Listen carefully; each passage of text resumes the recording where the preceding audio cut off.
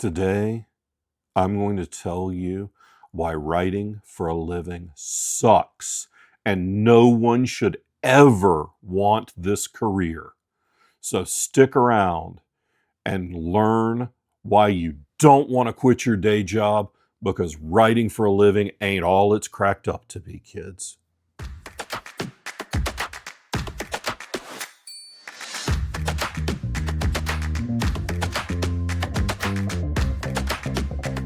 Hey there, welcome to the channel, or welcome back if you've been here before.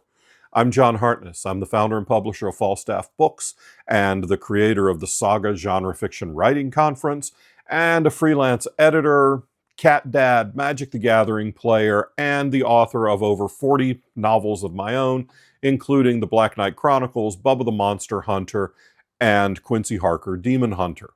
And I'm here to tell you why you do not want to write for a living. But John, I've always wanted to be a writer.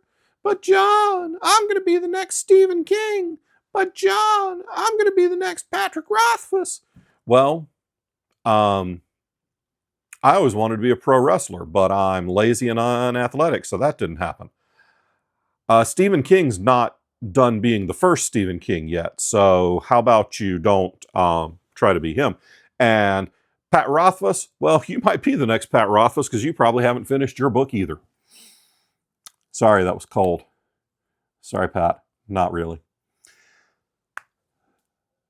Being a professional writer is great. It is the dream for a lot of us, and it's a good dream. It's a good gig, but it ain't perfect. So I wanted to go over some of the real drawbacks to being a professional writer. It's been a minute since we saw Big Floofy, hadn't it? He's real mad now. Big boy, big mad. Let's see if he sticks around. Probably not. Here's one of the biggest problems with being a writer for a living. You forget how to people.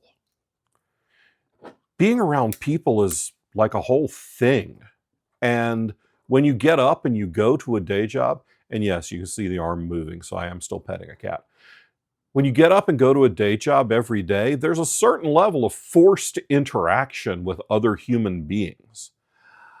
I don't necessarily have that. I can go days, maybe as much as 2 weeks, without speaking to another human that's not my wife or my sister. I forget how to people. I forget where my pants are. I mean, I'm wearing the same pants I wore to the convention last weekend because this is the first day in a week that I've worn pants. And while, don't get me wrong, that's also kind of great, forgetting where everything is not great. Being social is a muscle. And if you don't use it, you'll lose it. It takes me an hour or two when I get to a convention to remember how to be around people, because I haven't done it in days or maybe weeks. The convention I just did was my first con since October. That's a long time. I had some family stuff, so I interacted with family, but as far as interacting with normal people, it had been months.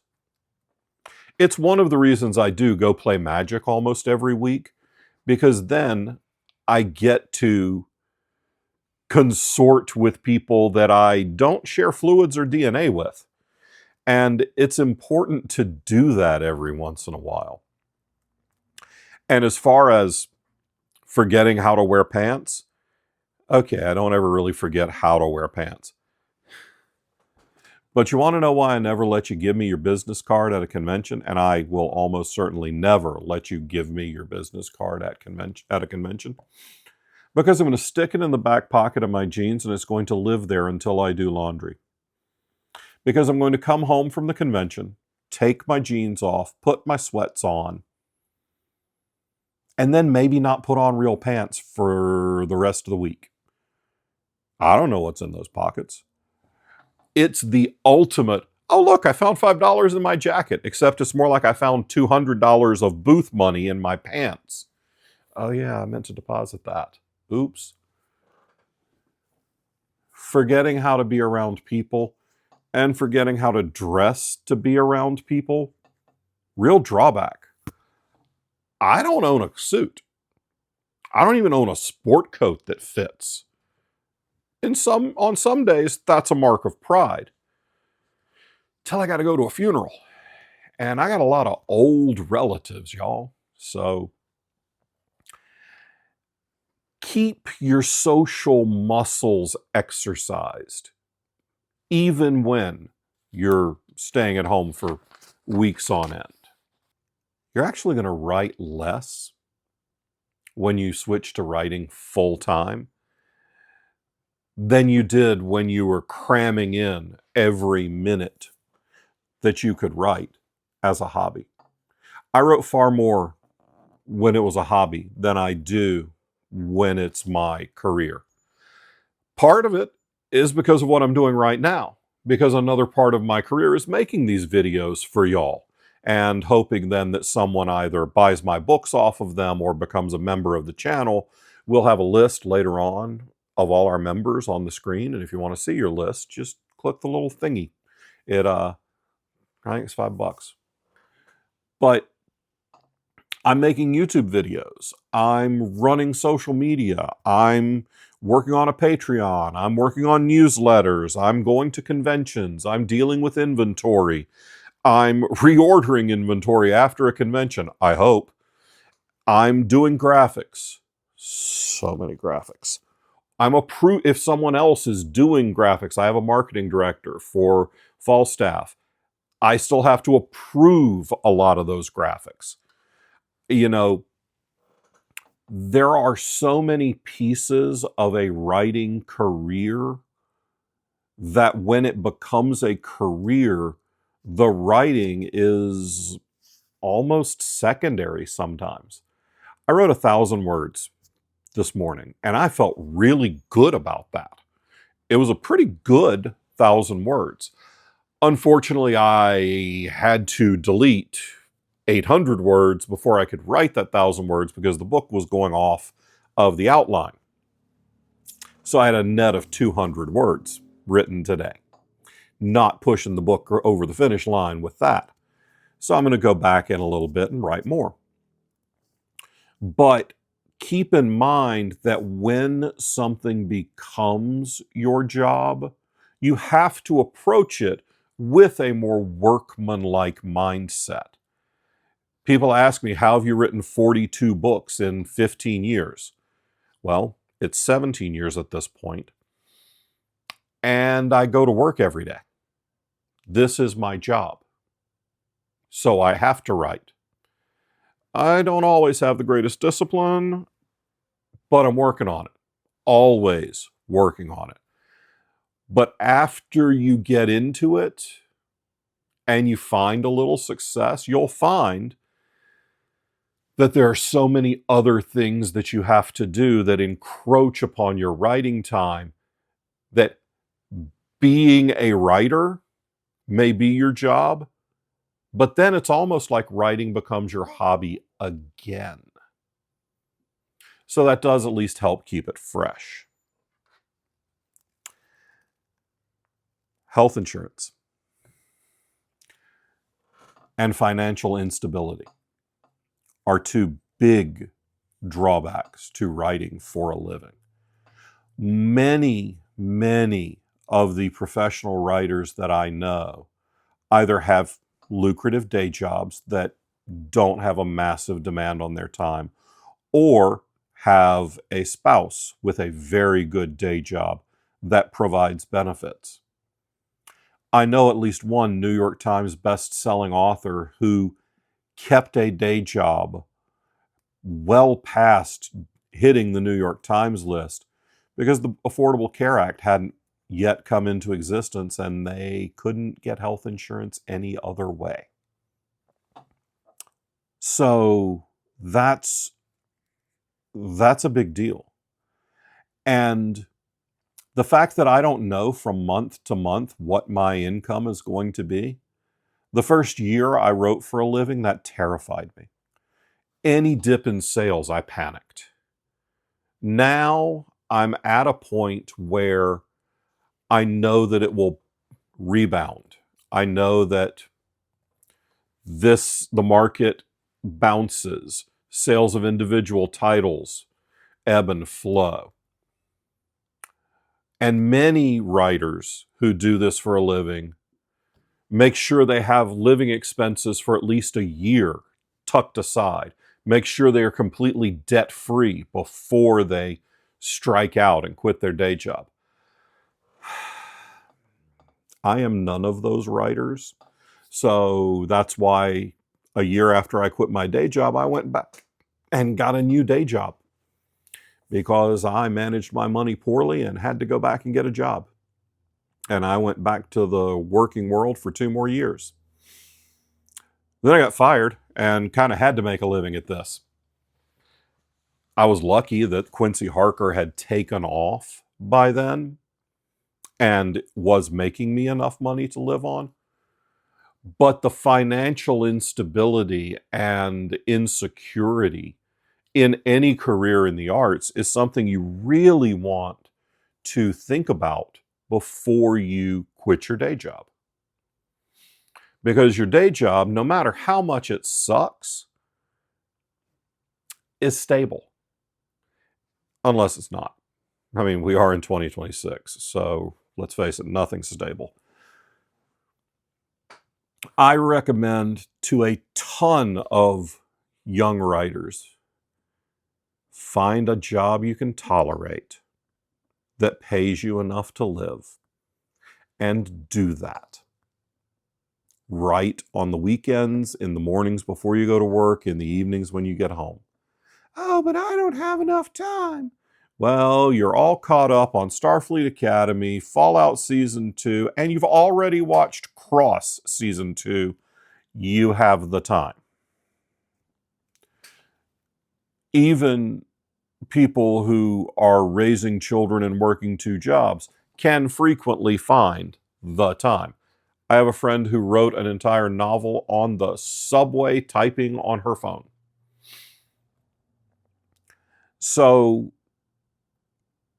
if you have a day job that you can tolerate that pays you enough to survive, hang on to it until you've done all of those much more reasonable things than I ever did before I started in this insane career. Then you won't be hustling as hard. You'll have a cushion. And the last thing I want to talk about, which is near and dear to my heart, it is almost impossible to explain what we do for a living if your books aren't in bookstores. If you're a small press or self-published author and you make most of your living on ebooks and audio, your parents are very unlikely to understand what you do for a living. My dad was 90 years old before he really grasped what I did for a living. And the way I finally explained it to him, he had terminal cancer, and my brother and I would take turns taking him to chemo. And chemo sessions for him were usually 3 or 4 hours long. My brother, who is a retired school teacher, is accustomed to getting up at the ass crack of dawn. So he would get up in Newberry, drive an hour and a half to my dad's house, pick him up, drive him an hour to the chemo place. I, not being a retired school teacher, not being interested in getting up at 7 a.m., would get up at my normal 8 or 9, shower, get ready, leave my house, get down to Rock Hill where my dad was having chemo at about 11:30, halfway through the chemo session. My brother would leave. I would sit there for a little while with my dad, Then we'd go to lunch. He'd get done with chemo. We'd go to lunch. I'd take him home. How I finally got my dad to understand what an ebook was is we're sitting there after chemo and we're going to lunch, and he's like, I don't want to understand it. People sit in front of their computer and read your book. I was like, oh, okay, there's the disconnect. And I'm like, no. And I reach in my bag, which I had just carried out of chemo, and I show him I open up my Kindle, I open it to a book, and I hand it to him. I said, this device holds thousands of books, and people read on those or on their phones. Anymore, I hardly ever even read on my Kindle. I read everything on my phone because phones these days are huge.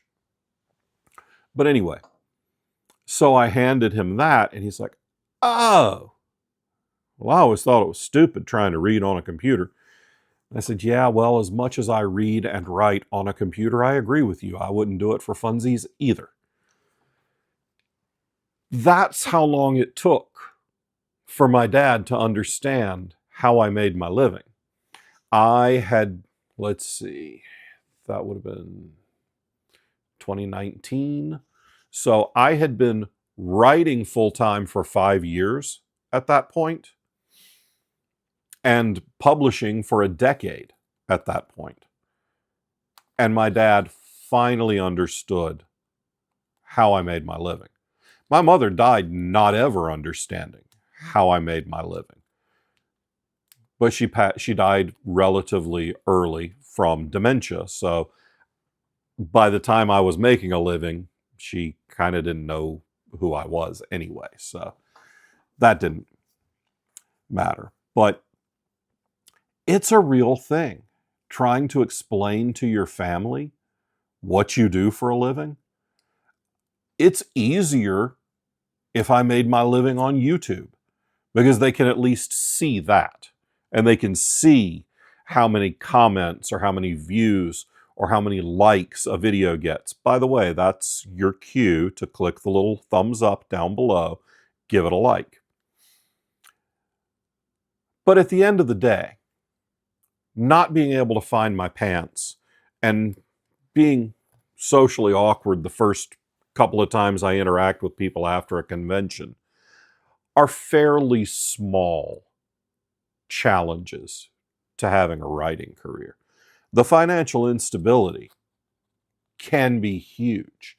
If you are someone who's very organized and very controlling, I hope you have a spouse with a very good job, because this one will drive you crazy. Because it's a roller coaster every month. But still the best gig I've ever had. And I've had some fun and weird jobs. So if you want it, go out and get it. But go in with your eyes open. It's not all fun and games. It's not all sitting, sipping tea, waiting for inspiration to strike. It is getting up every morning and putting your butt in a chair and your hands on keys and making some words come out. If you write 1,000 words a day, that's 365,000 words a year. That's 3 to 4 solid books a year. That's a great pace for most people. So what are you still sitting here for? Get out there. Go write something. But before you go, remember, if you want your name on the screen like these cool people, become a member. And then leave me a comment after you have liked and subscribed. Leave me a comment with one of the things that you think would be a downside to writing for a living. And I don't mean just the UPS guy is the only other human I see. All right? Go write something. And then tell me what you think would be a problem with writing for a living. Until next time, bye.